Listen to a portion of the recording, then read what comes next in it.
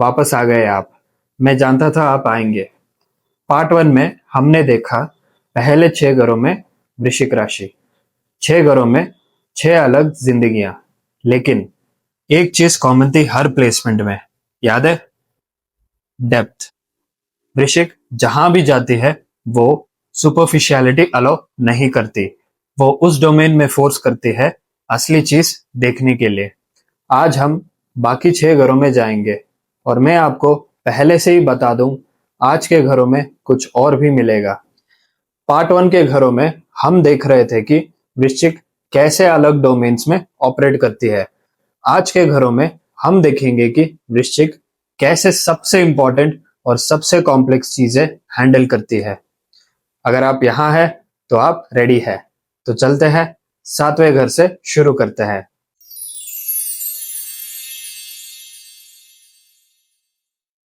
सातवां घर कलात्र भाव, पार्टनरशिप, मैरिज, बिजनेस रिलेशनशिप्स, वो इंसान जिसको आप अपनी जिंदगी में चुनते हैं साथ चलने के लिए।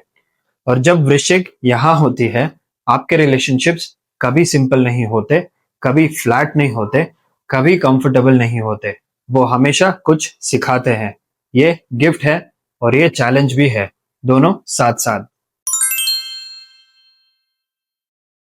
पहले एक सिंपल बात समझे। अगर आपकी वृश्चिक 7वें घर में है तो एक इंपॉर्टेंट चीज है जो जाननी चाहिए। आपका लग्न यानी असेंडेंट वृषभ है, यानी टॉरस। और वृषभ का मतलब होता है स्टेबिलिटी चाहना, सिक्योरिटी चाहना, कंफर्ट चाहना, एक प्रेडिक्टेबल सॉलिड जिंदगी चाहना। लेकिन आपका 7वें घर, पार्टनरशिप का घर, यहाँ वृश्चिक है, तो यहाँ एक इंटरेस्टिंग चीज होती है। आप स्टेबिलिटी चाहते हैं, लेकिन आप ऐसे पार्टनर्स चूज करते हैं जो इंटेंस होते हैं, जो मिस्टीरियस होते हैं, जो आपको इजीली समझ में नहीं आते। ये दोनों चीजें एक दूसरे से टकराती है। आप एक तरफ शांति चाहते हैं, दूसरी तरफ कुछ अंदर आपको इंटेंसिटी की तरफ खींच लेता है, और यही टेंशन आपकी पूरी रोमांटिक जिंदगी में बार बार दिखेगा। जब आप किसी पर जेन्युइनली ट्रस्ट करते हैं और ये ट्रस्ट स्लोली बनता है, टाइम लगता है, तो आप पूरी तरह कमिट करते हैं। आधा काम आप नहीं करते, स्पेशली रिलेशनशिप्स में। आप एक ऐसा पार्टनर होते हैं जो अपने साथी को बहुत डीपली समझता है। पार्टनर कुछ कह रहा है, आप सुन रहे हैं, और आप ये भी फील कर रहे हैं कि वो एक्चुअली अंदर से क्या फील कर रहा है। ये एक एक्स्ट्राऑर्डिनरी गिफ्ट है, लेकिन इसके साथ एक प्रॉब्लम भी आता है। मान लीजिए आप फील करते हैं कि पार्टनर थका हुआ है, तो आप खुद ही कुछ डिसाइड कर लेते हैं उसके लिए। मैंने सोचा तुझे रेस्ट चाहिए, तो मैंने प्लान कैंसिल कर दिए। अब पार्टनर को यह लग सकता है, मैंने एक कब कहा था, ये मेरा डिसीजन था, तो तुमने मुझसे पूछा क्यों नहीं। आप सोच रहे थे कि आप केयरिंग कर रहे हैं, और पार्टनर फील कर रहा था कि उसकी अपनी मर्जी से कुछ नहीं हुआ। ये सबसे कॉमन प्रॉब्लम है 7th हाउस वृश्चिक राशि वाले रिलेशनशिप्स में। आप इतना एक्यूरेटली फील करते हैं दूसरों को कि कभी कभी बिना पूछे ही एक्शन ले लेते हैं। पहला बड़ा स्ट्रगल, पावर की लड़ाई। आप खुद पावरफुल होते हैं और आपको पता होता है कि आप पावरफुल हैं, इसलिए आप ऐसे पार्टनर्स की तरफ खींचते हैं जो खुद भी स्ट्रांग हो, क्योंकि वीक पार्टनर्स आपको बोर करता है। आपको कोई चाहिए जो आपके सामने खड़ा रह सके। लेकिन जब दो लोग, दोनों पावरफुल, दोनों इंटेंस, एक ही रिलेशनशिप में होते हैं, तो पावर की लड़ाई होना नेचुरल है। कौन डिसाइड करेगा, कौन ज्यादा सही है, कौन इस रिलेशनशिप को लीड करेगा, ये सवाल हमेशा कहीं ना कहीं चलते रहते हैं। दूसरा बड़ा स्ट्रगल, विश्वासघात का डर। जब आप किसी पर ट्रस्ट करते हैं, आप पूरी तरह करते हैं, कोई हाफ ट्रस्ट नहीं होता आपके लिए। और जब वो ट्रस्ट टूट जाता है, तो ये सिर्फ एक रिलेशनशिप प्रॉब्लम नहीं रहता, यह आपको अंदर से हिला देता है। आप सोचते हैं, अगर ये इंसान जिस पर मैं इतना ट्रस्ट करता था ऐसा निकला, तो मैं लोगों को कैसे जज करूं आगे से।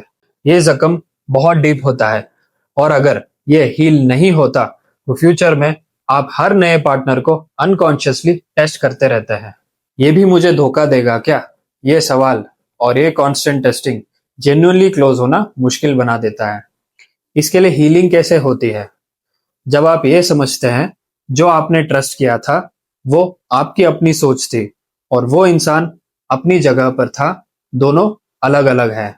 यहाँ पे आपकी सोच गलत थी, क्योंकि कोई भी इंसान पूरी तरह जज नहीं कर सकता किसी को भी, और वो इंसान परफेक्ट नहीं था, क्योंकि हर इंसान परफेक्ट नहीं होता। जब ये समझ आती है तो पुरानी कड़वाहट धीरे धीरे कम होने लगती है। बिजनेस में भी यही पैटर्न दिखता है। सही पार्टनर मिले तो एक्स्ट्रा ऑर्डिनरी रिजल्ट आते हैं। ऐसा पार्टनर ढूंढो जिसके पास वो स्किल्स हो जो आपके पास नहीं है। लेकिन बिजनेस में भी कंट्रोल का सवाल आता है। कौन डिसाइड करेगा, कौन इंपॉर्टेंट डिसीजंस लेगा और क्रेडिट किसको मिलेगा। इसीलिए बिजनेस पार्टनरशिप्स में पहले से ही क्लियरली लिख लो कौन क्या करेगा। ये कंफ्यूजन बचाएगा आगे चलकर। Law, mediation, couples therapy, high level negotiation, diplomacy, counselling और साइकोलॉजी एक इंपॉर्टेंट पैटर्न है आपके करियर में। ऑफन एक की पार्टनरशिप से बनता है। कोई एक इंसान मिलता है जिसके साथ आप कुछ ऐसा बिल्ड करते हैं जो अकेले पॉसिबल नहीं होता। वैसे पार्टनरशिप्स ढूंढो एक्टिवली। आपको एक ऐसा पार्टनर चाहिए जो स्ट्रांग हो, ताकि आपकी इंटेंसिटी से डरे नहीं, जो सिक्योर हो ताकि जब आप उन्हें डीपली समझे तो वो थ्रेटेंड फील ना करे, जो हॉनेस्ट हो क्योंकि आप वैसे भी सच जान लेंगे, जो पेशेंट हो ताकि जब आप धीरे धीरे अपना आर्मर उतारो वो वहां रहे, और सबसे इंपॉर्टेंट जो ये समझे कि आपकी इंटेंसिटी प्यार है, कंट्रोल नहीं। जब ये सब मिल जाता है तो आपका रिलेशनशिप दुनिया के सबसे डीप कनेक्शंस में से एक बन सकता है। शिक्षा में लॉ, साइकोलॉजी, डिप्लोमेसी, नेगोशिएशन ये सब आपके लिए नेचुरल है।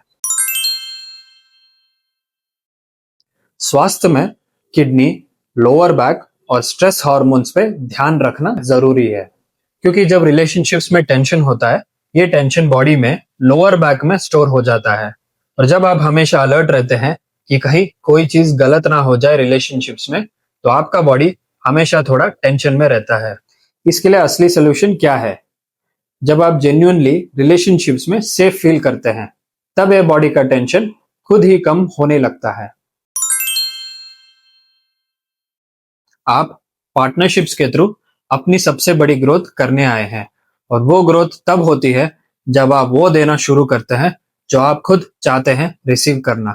वल्नरेबिलिटी, ओपननेस, बिना आर्मर के दिखाना, कंट्रोल नहीं साथ में चलना, यही इस प्लेसमेंट का सबसे बड़ा सबक है।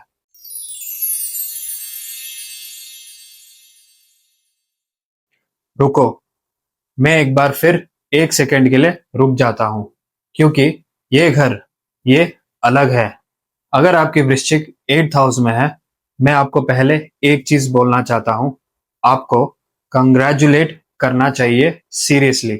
दुनिया में बहुत लोग हैं जिन्हें सरफेस पे रहने की परमिशन मिलती है। उन्हें कभी जेन्युइनली फेस नहीं करना पड़ा डेथ को, ट्रांसफॉर्मेशन को। जो खत्म हो गया उसे पूरी तरह जाने देना। आपको वो परमिशन नहीं मिली, और वो चाहे कितना भी पेनफुल रहा हो, आपका ग्रेटेस्ट गिफ्ट है। अब समझते हैं क्यों। पहले एक गलतफहमी को दूर करते हैं। लोग कहते हैं 8th हाउस में कुछ भी हो बुरा होता है। ये गलत है। 8th हाउस चैलेंजिंग जरूर है, लेकिन चैलेंजिंग और बुरा ये दो अलग चीजें हैं। जो काम जेन्युइनली वैल्यूबल होता है वो हमेशा चैलेंजिंग होता है। आसान ट्रांसफॉर्मेशन होता ही नहीं, और आप जेन्युइनली डीपली ट्रांसफॉर्म होने के लिए आए हैं इस जिंदगी में। एक बार नहीं, बार बार। ये कर्स नहीं है, ये एक एक्स्ट्राऑर्डिनरी गिफ्ट है। आप वो लोग हैं जो एक ही जिंदगी में कई बार मरते हैं, फिजिकली नहीं, अंदर से। एक वर्जन था आपका, एक दिन वो पूरी तरह खत्म हो गया। शायद एक बिलीफ था जिस पर आपकी पूरी दुनिया खड़ी थी। शायद एक रिश्ता था जो आपकी आइडेंटिटी का हिस्सा बन गया था, और शायद एक प्लान था जो आपने केयरफुली बनाया था, और एक दिन सब कुछ गिर गया। अब पहले जैसे नहीं रहे। लेकिन उस दुख के बाद एक नया इंसान बना, पहले से ज्यादा जेन्युइन, पहले से ज्यादा अवेयर और पहले से ज्यादा स्ट्रांग। यही है आपकी जिंदगी का पैटर्न, टूटना और फिर नए सिरे से बनना बार बार। जो लोग इसे समझे बिना जीते हैं वो हर बार सोचते हैं मेरे साथ ही क्यों होता है, मेरी जिंदगी स्टेबल क्यों नहीं रहती।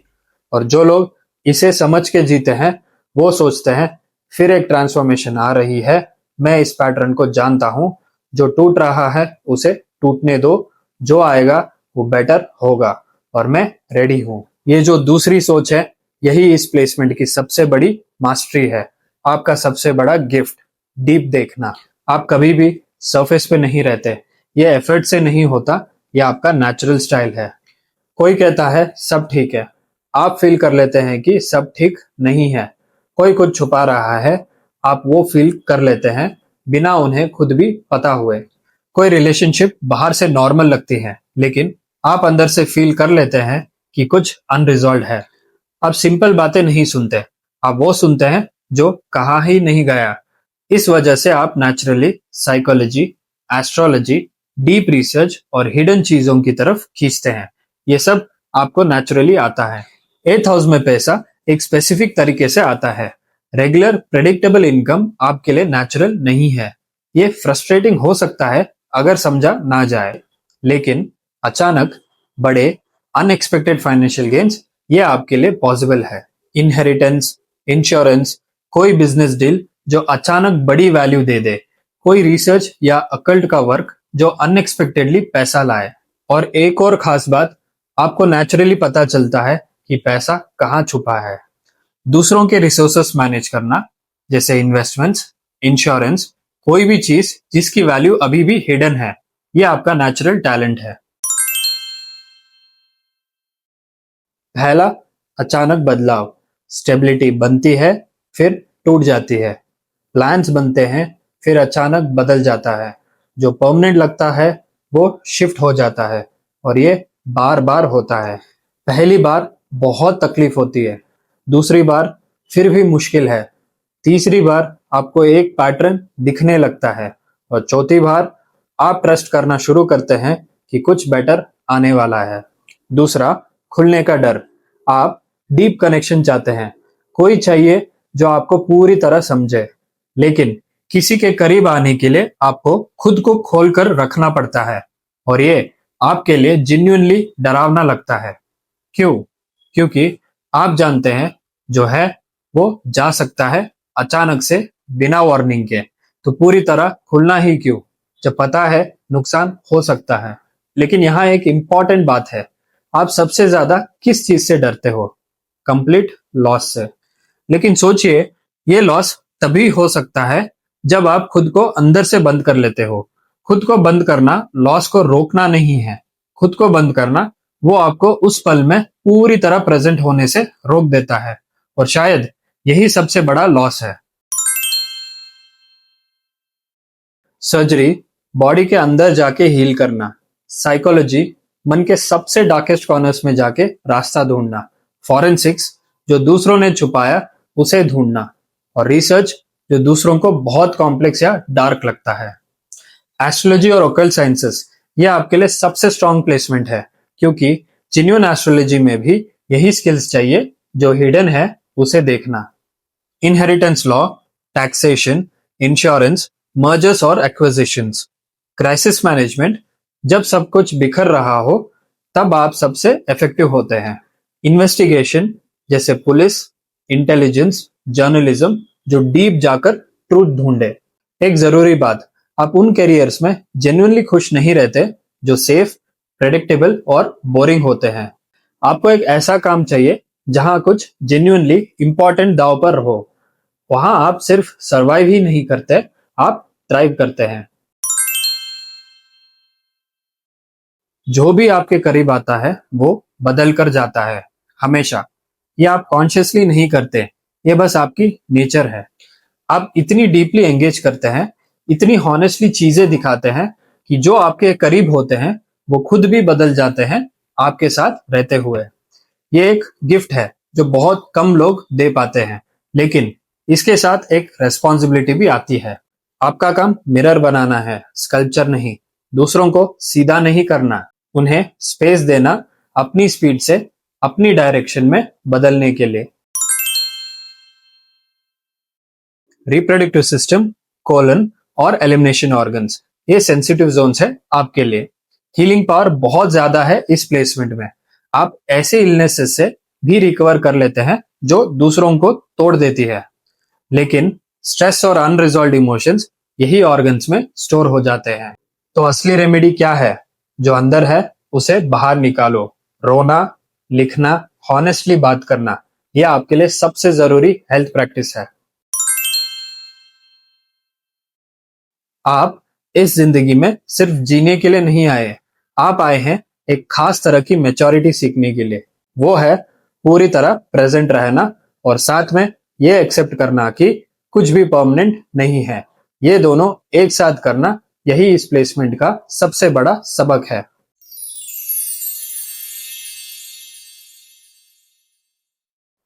नौवा घर धर्म भावा, ज्ञान, फिलॉसफी, धर्मा, भाग्य, पिता, गुरु, लंबी यात्रा, शारीरिक भी, आत्मिक भी। आप अपनी जिंदगी का मतलब कैसे निकालते हैं, यह सब दर्शाता है। और जब वृश्चिक यहाँ होती है तो जिंदगी के मकसद के साथ आपका रिश्ता कभी सीधा साधा नहीं होता। जो आपके माँ बाप मानते हैं, जो आपकी कम्युनिटी मानती है, जो आपका कल्चर सिखाता है, आप उससे बिना सवाल किए एक्सेप्ट नहीं करते। आपको खुद जानना है, आपको खुद एक्सपीरियंस करना है और आपको खुद चेक करना है। और ये कमजोरी नहीं है, ये आपकी सबसे बड़ी ईमानदारी है। आपकी स्पिरिचुअल यात्रा कैसे दिखती है? मैं आपको बताता हूँ ये यात्रा एक्चुअली कैसे होती है, क्योंकि लोग इसे गलत समझते हैं। पहला स्टेप, आप किसी ट्रेडिशन को फॉलो करते हैं, किसी गुरु को फॉलो करते हैं, किसी सोच को एडॉप्ट करते हैं और ये सब आप पूरी तरह करते हैं। अधूरा कुछ नहीं करते आप उस ट्रेडिशन में, उस गुरु में और उस सोच में पूरी तरह डूब जाते हैं। दूसरा स्टेप, कुछ टाइम बाद कुछ कमियां दिखने लगती हैं। गुरु में कोई गैप, सोच में कोई खाली जगह, ट्रेडिशन में कोई दोहरा रवैया, और आपको ये सबसे पहले दिखता है। आपकी गहरी नजर ये सबसे पहले पकड़ लेती है। तीसरा स्टेप, विश्वास टूटता है। जो आपने पूरी तरह बिलीव किया था वो बिखर जाता है। आप फील करते हैं धोखा खाया हुआ, कंफ्यूज, कभी कभी गुस्सा भी। और चौथा स्टेप, आप आगे बढ़ते हैं, दूसरी ट्रेडिशन, दूसरा गुरु, दूसरी सोच, और फिर वही साइकिल रिपीट होता है। लोग बाहर से देखते हैं और कहते हैं ये इंसान स्टेबल ही नहीं है, इन्हें पता ही नहीं क्या चाहिए, बार बार बदल लेते हैं। लेकिन जो लोग ये बोलते हैं वो गलत है। आप टाइम वेस्ट नहीं कर रहे हैं। हर ट्रेडिशन ने कुछ दिया, हर गुरु ने कुछ सिखाया, हर बार जब विश्वास टूटा एक उधार लिया हुआ सच का लेयर हट गया।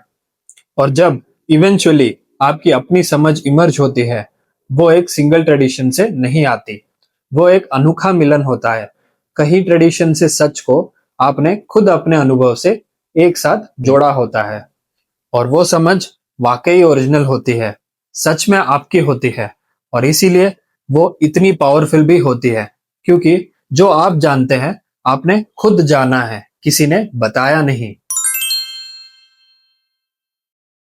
नौवां घर पिता का घर है और वृश्चिक का यहाँ होने का मतलब है पिता के साथ रिश्ता कभी सिंपल नहीं होता। या तो एक इंटेंस, पावरफुल और कॉम्प्लेक्स पिता थे जिन्होंने अपने स्पेसिफिक तरीके से, कभी कभी थोड़े असहज तरीके से आपको शेप किया, या पिता के साथ कुछ अनरिजॉल्व था, कुछ जो कभी कहा ही नहीं गया, या पिता बचपन में इमोशनली या फिजिकली दूर थे और उस दूरी का घाव आपकी स्पिरिचुअल खोज में एक धागा बन जाता है।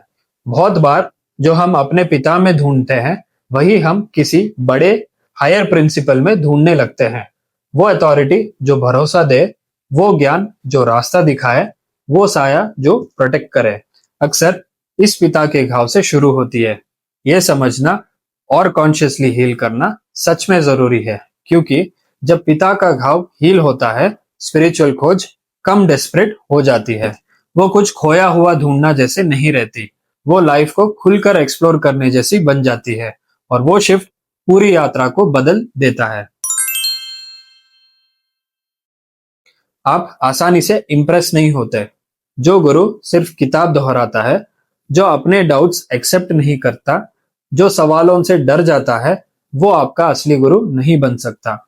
आपका असली गुरु वो होता है जो सच में गहराई में जाता है, जो अपनी खुद की लिमिटेशन हॉनेस्टली मानता है, जो आपके सवालों का स्वागत करता है और जो आपको सोचना सिखाता है, जवाब याद करना नहीं, जो खुद भी खोज रहा होता है, सिर्फ सिखा नहीं रहा। जब ऐसा गुरु मिलता है, आप एक कमाल के शिष्य बन जाते हैं, पूरी तरह समर्पित, डीपली एंगेज्ड, ऐसी लॉयल्टी जो रेयर होती है, और इवेंचुअली आप खुद वो गुरु बन जाते हैं जो वो गहराई देता है जो आम गुरु नहीं देते। करियर में फिलॉसफी, लॉ, इंटरनेशनल काम, हायर एजुकेशन, एस्पेशली उन विषयों में जो कॉम्प्लेक्स या गहरे हैं, ऐसी राइटिंग जो दिल से डीप स्पिरिचुअल फिलोसॉफिकल सवालों को छुए, अलग कल्चर्स के साथ काम, ऐसा काम जो जिन्युइन एक्सप्लोरेशन मांगे, चाहे शारीरिक हो या इंटेलेक्चुअल, और स्पेसिफिकली सिखाना और ज्ञान बांटना, ये इस प्लेसमेंट की सबसे नेचुरल प्रोफेशनल एक्सप्रेशन है।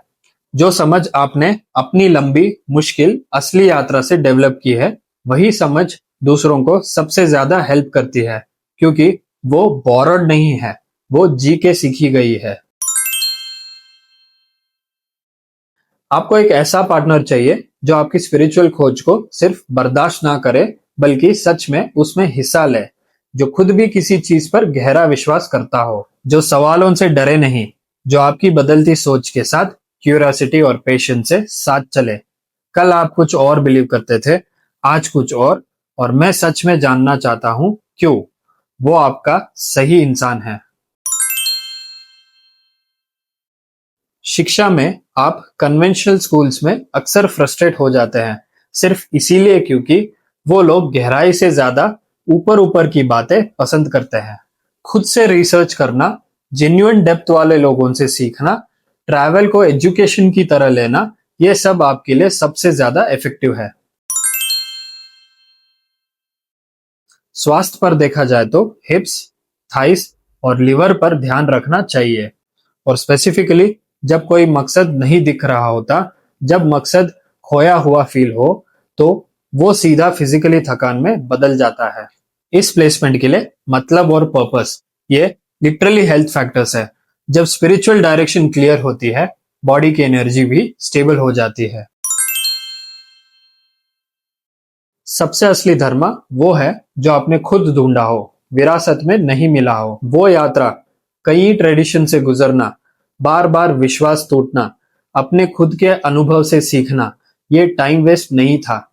यही वो एग्जैक्ट प्रोसेस है जिससे सच्ची विजडम बनती है।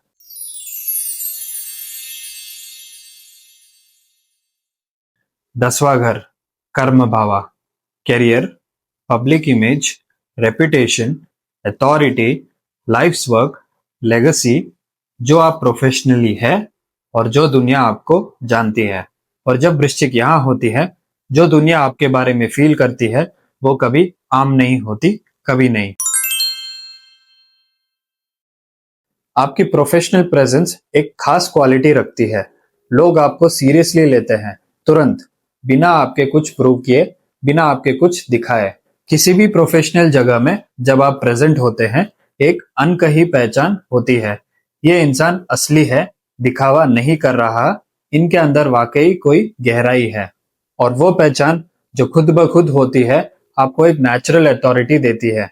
आप अक्सर अथॉरिटी ढूंढते नहीं है, लेकिन अथॉरिटी आपकी तरफ आती है, क्योंकि जब हालत सच में मुश्किल होती है, जब कोई आसान जवाब नहीं होता, लोग नेचुरली उस इंसान की तरफ देखते हैं जो डरता नहीं, और आप नहीं डरते। यही आपकी सबसे बड़ी प्रोफेशनल ताकत है, और इसका सोर्स वही चीज है जो पर्सनली आपको चैलेंजिंग बनाती है। आपकी वो हिम्मत जहां दूसरे नहीं जाते, वहां तक जाना। करियर का पैटर्न सीधी लकीर नहीं, चक्कर है, यह समझना इस प्लेसमेंट के लिए सबसे इंपॉर्टेंट बात है। आपका करियर एक सीधी लकीर में नहीं चलता। एक फील्ड में कुछ साल, फिर एक बड़ा बदलाव, कुछ खत्म, नया अध्याय शुरू, या एक जगह में गहरी मेहनत, फिर अचानक सब बदल जाता है, फिर नया शुरू, और फिर दोबारा, और फिर दोबारा।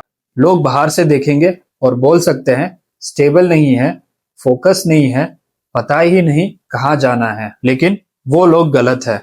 ये इंस्टेबिलिटी नहीं है, ये इस प्लेसमेंट के करियर की असली पहचान है। हर बदलाव दरअसल एक ज्यादा सही, एक ज्यादा मजबूत डायरेक्शन की तरफ एक कदम है। जो लोग इस पैटर्न को समझे बिना जीते हैं, वो हर करियर बदलाव को एक हार की तरह फील करते हैं, और जो लोग समझ के जीते हैं, वो जानते हैं कि हर बदलाव में उनका एक और बेटर वर्जन बाहर आ रहा है। आपका करियर एक सीधी लकीर नहीं है, वो एक चक्कर है। हर फेरे में और गहरे, और असली, और पावरफुल सेंटर की तरफ आप बढ़ रहे हैं। मैं आपको बताता हूं कि एक आम वर्क प्लेस में 10th हाउस वृश्चिक को कैसे लगता है, क्योंकि ये समझना बहुत सुकून देता है। आप एक काम की जगह में एंटर करते हैं।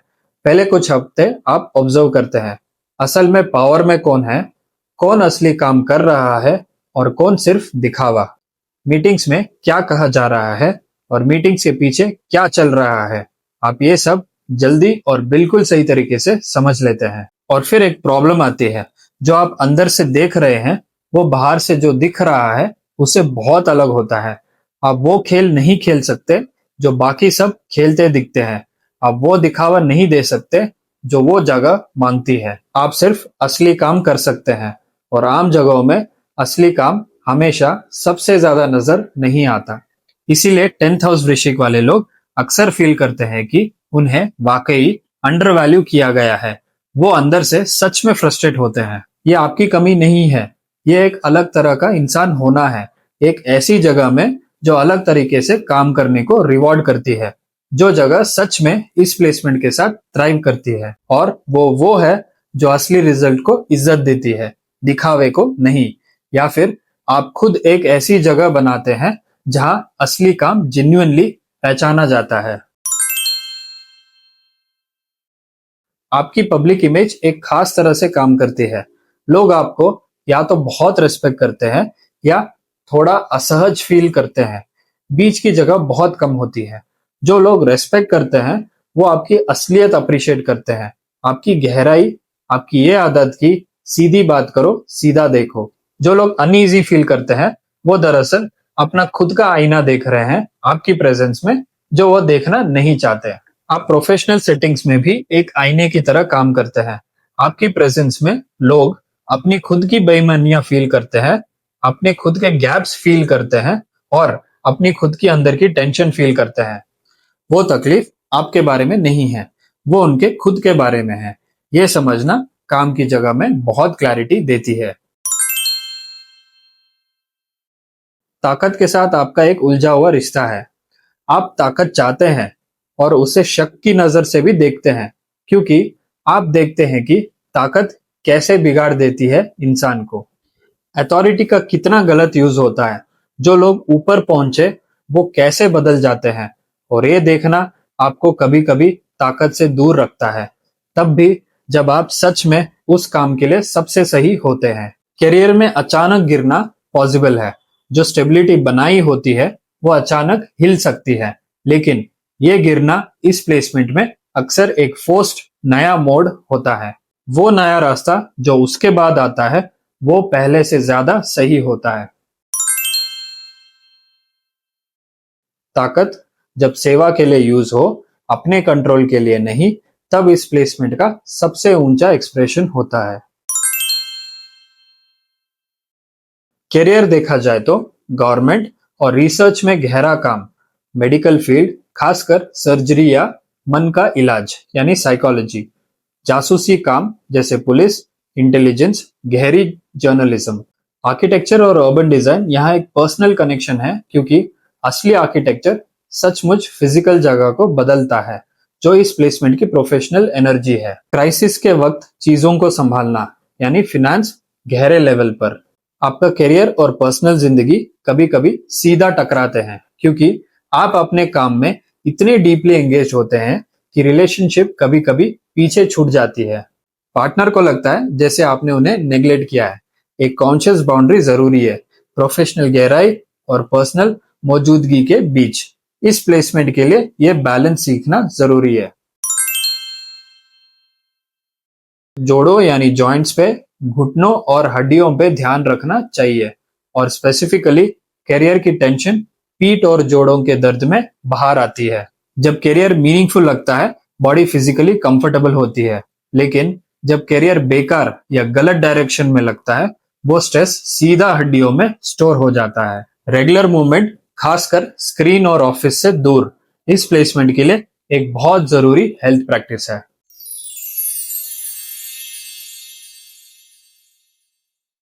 11वां घर लाभा भावा, कमाई, मेहनत का फल, दोस्त, समाज, सपने और इरादे, बड़े भाई या बहन, वो बड़ी दुनिया जिसमें आप रहते हैं।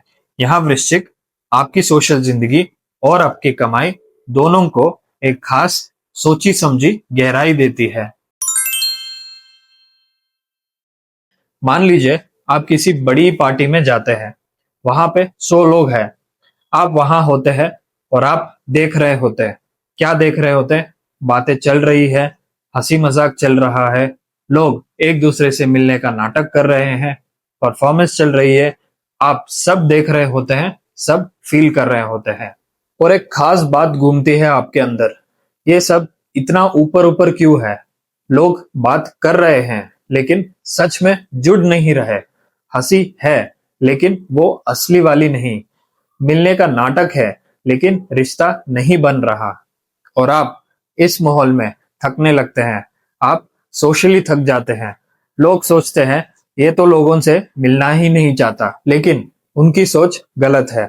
आप लोगों से मिलना पसंद नहीं करते, ऐसा बिल्कुल है ही नहीं। आप गहराई चाहते हैं।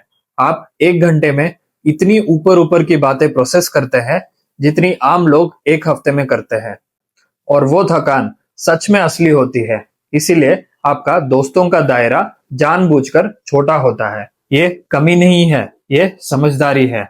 आप आसानी से जल्दी से 100 लोगों से दोस्ती नहीं कर सकते, क्योंकि आपके लिए दोस्ती एक गहरी जिम्मेदारी है, एक ऐसा बंधन जो भरोसा, वफादारी और असली समझ पे टिका होता है।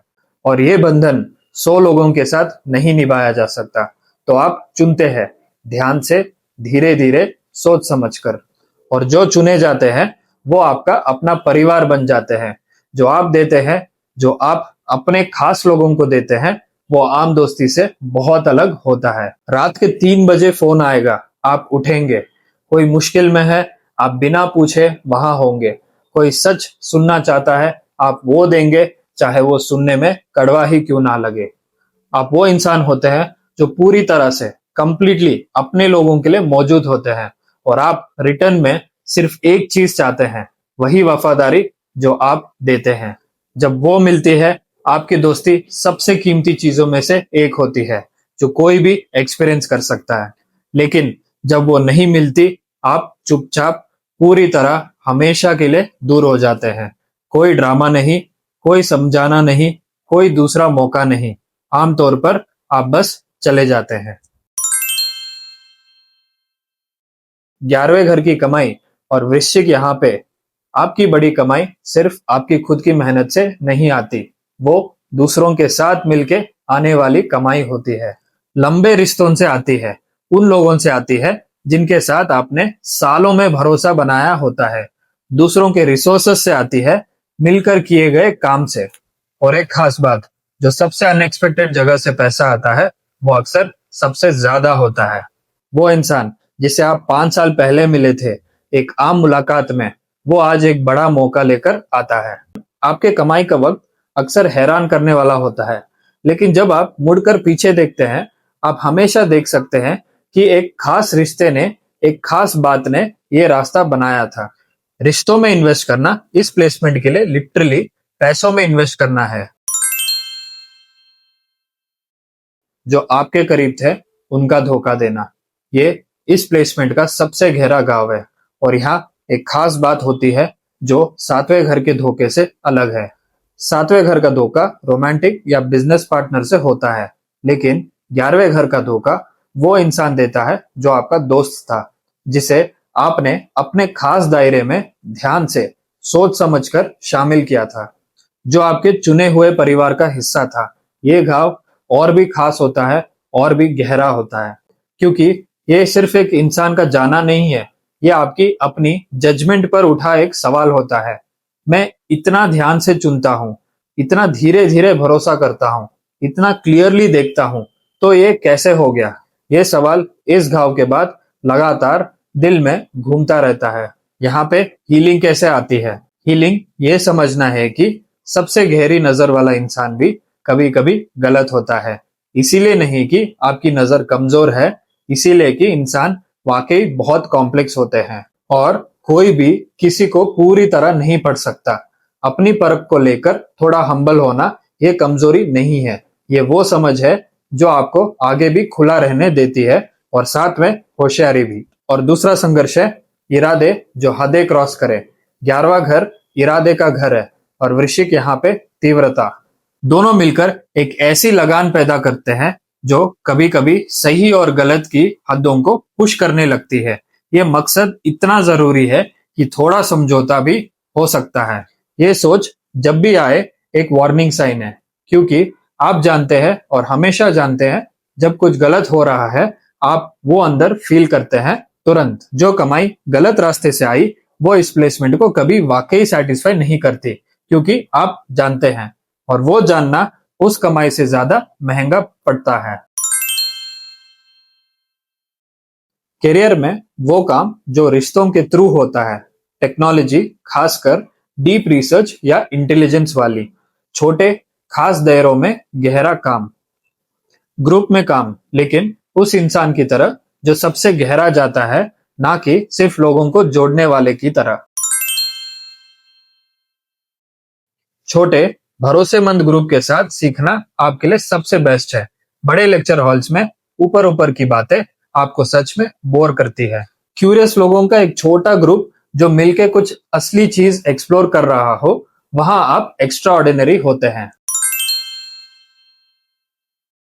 पैरों के निचले हिस्से यानी काल्व्स या एंकल्स, पिंडलियां और ब्लड सर्कुलेशन स्पेसिफिकली ध्यान देने वाली चीज है। और एक खास बात, बड़ी गैदरिंग्स चाहे वो पसंद की जगह क्यों ना हो, आपकी एनर्जी चूस लेती है। सोशल गैदरिंग्स के बाद चाहे वो लोगों के साथ हो जिन्हें आप चाहते हैं, आपको अकेले रहने की जरूरत होती है अपने आप को रिचार्ज करने के लिए। ये लोगों से दूर भागना नहीं है, ये आपका अपनी एनर्जी को रिस्टोर करने का तरीका है। अपनी मर्जी से अकेले वक्त बिताना इस प्लेसमेंट के लिए बहुत जरूरी हेल्थ प्रैक्टिस है। जब ये आइसोलेशन डर की वजह से हो या रिएक्शन से या हमेशा के लिए हो जाए, तो वो इस प्लेसमेंट का डार्क साइड बन जाता है। खुद से चुना हुआ अकेला वक्त वर्सेस डर से भागना, ये फर्क क्लियरली समझना है, आपके लिए बहुत इंपॉर्टेंट है।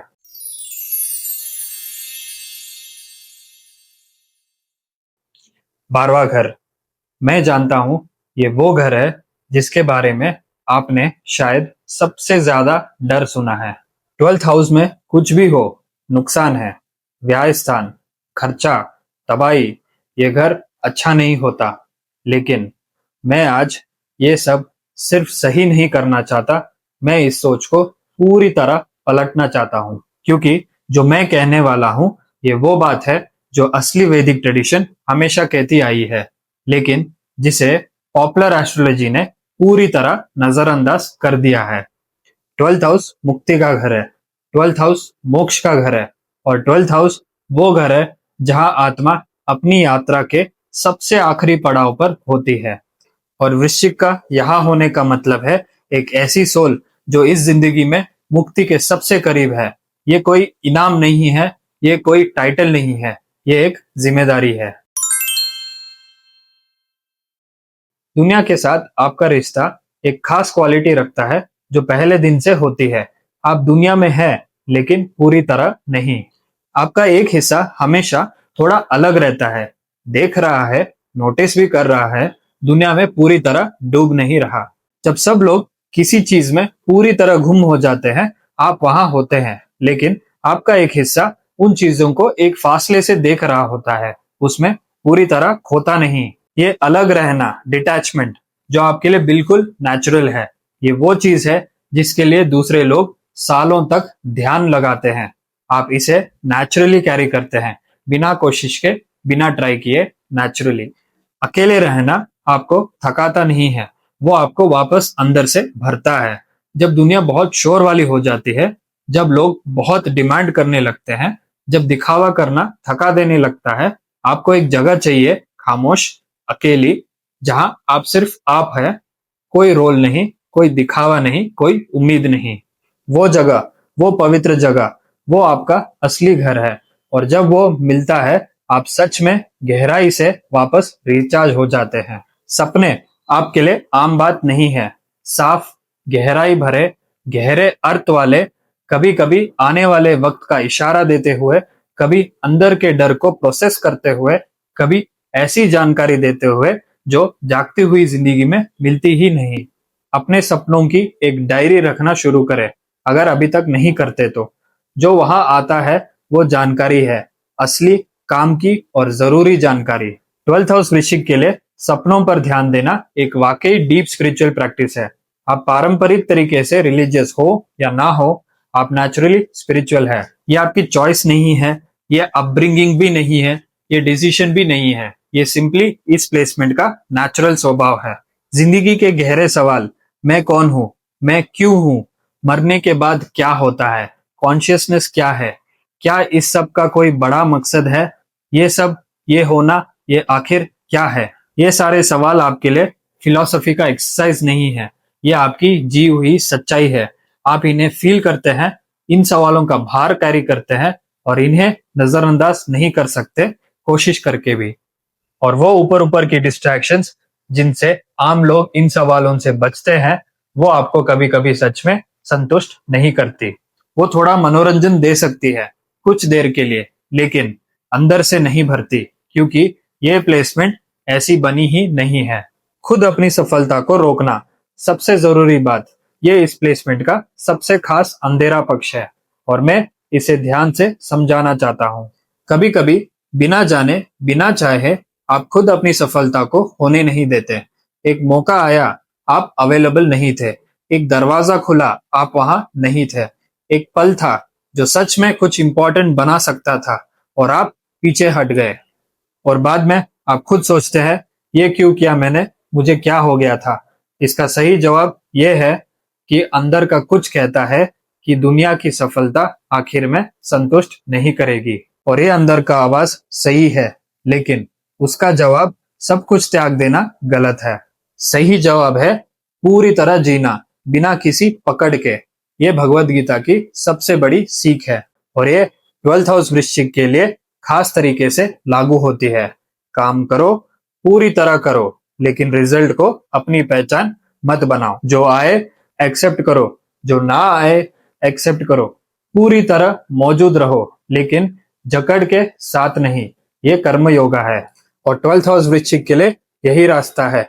जरूरी नहीं कि सब कुछ छोड़ दो, अंदर से जकड़ छोड़ना और जीते हुए पूरी तरह जीना, यही इस प्लेसमेंट का सबसे ऊंचा रूप है। दूसरों का दर्द आप दिल से फील करते हैं। ये इस प्लेसमेंट में कभी कभी बहुत ज्यादा स्ट्रांग हो जाता है। लोग आपकी तरफ नेचुरली आते हैं, जो ठीक होना चाहते हैं, जो सहारा चाहते हैं, जो जेन्युइनली किसी ऐसे इंसान को चाहते हैं जो उनका दर्द समझे। आप देना चाहते हैं दिल से, लेकिन साफ सीमाओं के बिना आप खुद खाली हो जाते हैं पूरी तरह। और एक पैटर्न हो सकता है, आप ऐसे पार्टनर्स या करीबी लोग को अट्रैक्ट करते हैं जो खुद घायल है और जो आपकी ठीक करने वाली शक्ति की तरफ खींचते हैं। शुरू में ये बहुत मीनिंगफुल लगता है, लेकिन आखिर में अगर रिश्ता सिर्फ एक हीलिंग का रिश्ता है और एक बराबरी के साथ वाली रिश्ता नहीं है, तो वो इम्बैलेंस हो जाता है। आपको एक ऐसा साथी चाहिए जो आपके साथ ठीक हो, ना कि सिर्फ वो जिसे आप ठीक करते हो। अपनी दया को सीमाओं के साथ दिखाना दया को खत्म नहीं करता, वो दया को टिकने वाला बनाता है। वो ये इंश्योर करता है कि जब आप देते हैं, आप अंदर से भरे हुए कलश से देते हैं, खाली से नहीं। 12th हाउस छुपे हुए दुश्मनों का घर है और वृश्चिक यहाँ आपकी इंट्यूशन जो इतनी सही होती है, वो यहाँ खासकर जरूरी है।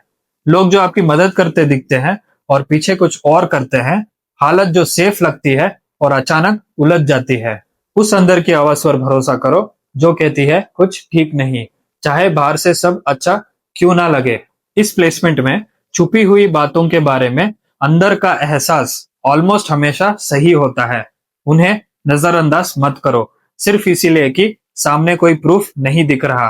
प्रूफ बाद में आता है, फीलिंग पहले आती है। आत्मिक ज्ञान देना और रास्ता दिखाना आपके लिए सबसे मजबूत जगह है। Meditation, yoga, healing arts, hospitals, आश्रम, एनजीओ, सेवा करने वाली जगह, साइकोलॉजी, खासकर गहरी साइकोलॉजी जहां दर्द से मुक्ति दिलाई जाए, रिसर्च, अकेले में या गहरी जगहों में, पर्दे के पीछे से यानी बिहाइंड द सीन्स काम करना, किसी भी फील्ड में जहां काम खुद ज्यादा जरूरी हो उसके क्रेडिट या पहचान से ज्यादा, विदेश में काम, विदेश के साथ काम, लिखना जो सच में अंदर से आए, दिखावा ना हो। एक खास बात है यहाँ, 12th हाउस वृश्चिक का सबसे मीनिंगफुल काम अक्सर वो नहीं होता जो दुनिया को दिखता है। वो काम जो सब देखते हैं वो कभी अंदर से संतुष्ट नहीं करता। वो काम जो अंदर की जरूरत से आता है, चाहे कोई देखे या ना देखे, वो आपको पूरा करता है। पहचान यानी रिकॉग्निशन इस प्लेसमेंट के लिए मकसद नहीं है, काम खुद ही एक मकसद है। पैर, लिम्ब सिस्टम और इम्यूनिटी खासकर ध्यान देने वाली जगह है। नींद इस प्लेसमेंट के लिए सबसे बड़ी हीलर है। पूरी, अच्छी, वाकई आराम वाली नींद ये लिटरली दवाई है इस प्लेसमेंट के लिए, क्योंकि सपनों को प्रोसेस करना है, बॉडी को गहरा रेस्ट देना है, इम्यूनिटी को हमेशा सपोर्ट करना है। अकेले रहना जब वो खुद चुना गया हो, होश में हो, वापस रिचार्ज करने वाला हो, तो वो बहुत हेल्दी है इस प्लेसमेंट के लिए। लेकिन जब वो डर से हो, रिएक्शन से हो या हमेशा के लिए हो, वो इस प्लेसमेंट का अंधेरा पक्ष बन जाता है। खुद चुना हुआ एकांत वर्सेस डर से भरा अकेलापन, ये फर्क समझना इस प्लेसमेंट के लिए सबसे जरूरी हेल्थ प्रैक्टिस है। आप यहाँ सिर्फ अपनी जिंदगी काटने के लिए नहीं आए, आप यहाँ एक खास तरह की कॉन्शियसनेस डेवलप करने के लिए आए हैं, और वो है पूरी तरह मौजूद रहना और साथ ही पूरी तरह जकड़ मुक्त रहना। करो पूरी तरह, पूरे दिल से, बिना खुद को रोके, लेकिन किसी भी रिजल्ट से, किसी भी पहचान से, किसी भी आउटकम से अपनी पहचान मत बनाओ। करो क्योंकि करना ही धर्म है, दो क्योंकि देना ही आपका नेचर है, बनाओ क्योंकि क्रिएटिविटी आपके थ्रू बहती है। लेकिन जो बने उसे हल्के से पकड़ो, जो जाए उसे जाने दो। ये जकड़ मुक्त होना यानी नॉन अटैचमेंट रुकापन नहीं है, ये आजादी है। और वो आजादी एक बार सच में समझ में आ जाए तो यही इस पूरे 12वें घर के सफर का सबसे बड़ा पॉइंट है। वृश्चिक राशि जहां भी होती है वो चीजों को बदल देती है, लेकिन 12वें घर में वो खुद बदलती है, और वो इस पूरे जन्म की यात्रा का सबसे ऊंचा पल होता है। तो ये थे आखिरी 6 घर, पार्ट 1 और पार्ट 2 मिला के 12 घरों में वृश्चिक राशि, 12 अलग जिंदगियां, लेकिन हर एक घर में एक ही धागा चल रहा था, गहराई, बदलाव, असलियत देखने का निमंत्रण। मैं चाहता हूं कि आप एक सेकंड के लिए रुको, अपने घर को याद करो। जो मैंने आपके घर के बारे में बताया, क्या कुछ ऐसा था जो आपको वाकई अपना लगा? कोई पैटर्न जो आपने खुद में देखा, कोई स्ट्रगल जो आपको लगा हाँ ये मेरी बात है? वो पहचान, वो पल, वही इस वीडियो का असली मकसद था। ये कोई भविष्यवाणी नहीं थी, फ्यूचर नहीं था, कोई उपाय नहीं थे, ये एक आईना था जो आपको आपकी असलियत दिखाए। क्योंकि जब आप खुद को साफ देखते हैं तभी कुछ बदलना पॉसिबल होता है। जब तक हम अपने पैटर्न्स नहीं देखते, वो पैटर्न्स हमें चलाते रहते हैं। हम सोचते हैं हम चुन रहे हैं, असल में कर्मा हमें चला रहा होता है। लेकिन जब पैटर्न दिखने लगता है तो वो चुनाव बन जाता है, और चुनाव वो सबसे ताकतवर उपाय है जो एग्जिस्ट करता है। अब मैं आपको 2 बातें याद दिलाना चाहता हूँ जो आज हमने 8वें और 12वें घर में देखी, क्योंकि ये 2 बातें सिर्फ वृश्चिक के लिए नहीं है, ये हर इंसान के लिए है, चाहे उनकी राशि कुछ भी हो। पहली बात, 8वें घर से हमने देखा कि कुछ सोल्स एक ही जिंदगी में कई बार मरते हैं अंदर से। एक वर्जन आपका खत्म होता है और एक नया वर्जन आता है। और जो लोग इस पैटर्न को समझते हैं वो हर बदलाव को डर से नहीं भरोसे से देखते हैं। ये फिर एक बड़ा बदलाव आ रहा है। मैं इस पैटर्न को जानता हूँ। जो टूट रहा है उसे टूटने दो, जो आएगा वो बेहतर होगा। मैं यहाँ हूँ, मैं तैयार हूँ।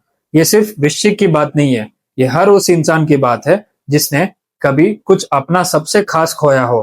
नौकरी, रिश्ता, पहचान या विश्वास। अगर आपने कभी कुछ ऐसा खोया है जो आपके लिए सब कुछ था, तो आप जानते हैं ये फीलिंग कैसे होती है। और आज मैं आपको ये याद दिलाना चाहता हूँ, जो टूटता है वो हमेशा के लिए खत्म नहीं होता। कभी कभी वो सिर्फ रास्ता बनाता है कुछ और ज्यादा असली चीज के लिए। दूसरी बात, 12वें घर से हमने देखा कि पूरी यात्रा का सबसे ऊंचा पल है पूरी तरह मौजूद रहना और साथ में पूरी तरह पकड़ मुक्त यानी डिटैच रहना। काम करो, पूरी तरह करो, लेकिन जो रिजल्ट्स आए उसे अपनी पहचान मत बनाओ। जो बने हल्के से पकड़ो, जो जाए जाने दो। पूरी तरह जियो, हल्के से पकड़ो। ये दो बातें अगर आप अपनी पूरी जिंदगी में सिर्फ ये दो बातें याद रखें, पूरी तरह जियो और हल्के से पकड़ो, तो आपकी जिंदगी पूरी तरह बदल जाएगी। क्योंकि ज्यादातर लोग एक एक्सट्रीम में जीते हैं। या तो वो इतना जकड़े हुए होते हैं कि हर रिजल्ट उन्हें तोड़ देता है, या वो इतना अलग हो जाते हैं कि कुछ दिल से करते ही नहीं, क्योंकि क्या फायदा। असली समझ इन दोनों के बीच में है। पूरे दिल से करो और फिर रिजल्ट को अपना मत मानो। ये भगवत गीता की सबसे बड़ी सीख है और आज हमने इसे वृश्चिक राशि के थ्रू प्रैक्टिकली देखा। एक आखिरी बात, जो चैलेंजेस मैंने बताए हर घर में, वो आपकी गलती नहीं है, वो आपका कार्मिक सबक है। और हर घाव जो है, हर पैटर्न जो दुख देता है, हर स्ट्रगल जो दोबारा आता है, वो किसी बुरे ग्रह के नतीजे से नहीं आता। वो आपकी अपनी सोल का निमंत्रण है कि और गहराई में जाने के लिए। वृश्चिक राशि यहाँ इसीलिए नहीं आई कि उसको एक आसान जिंदगी पानी है। वो आई है असली जिंदगी जीने के लिए, गहराई के साथ, बदलाव के साथ और आखिर में एक ऐसी समझ के साथ जो सिर्फ उन लोगों को मिलती है जो सच में पूरी तरह बिना डरे अंदर की गहराई में उतरे। यही वृश्चिक का वादा है, यही आपका वादा है। इस चैनल पर हम इसी तरह एस्ट्रोलॉजी पढ़ेंगे, टेक्निकल गहराई के साथ, फिलॉसफी की साफ समझ के साथ और हमेशा एक सवाल के साथ, ये आपको आपके बारे में क्या बता रहा है। सब्सक्राइब करें अगर आप ये सफर कंटिन्यू करना चाहते हैं। बेल आइकन दबाएं और अगर ये वीडियो किसी के काम आ सकती है तो शेयर जरूर करें उन लोगों के साथ जो एक्चुअली जानना चाहते हैं सिर्फ अपना फ्यूचर नहीं बल्कि अपना असली स्वभाव। और जाते जाते एक बात अपने साथ ले जाइए, पूरी तरह जियो, हल्के से पकड़ो। ये सिर्फ 12th घर की बात नहीं, ये इस पूरी जिंदगी का राज है। अगली बार मिलते हैं। मैं हूं दी एस्ट्रो आर्किटेक्ट।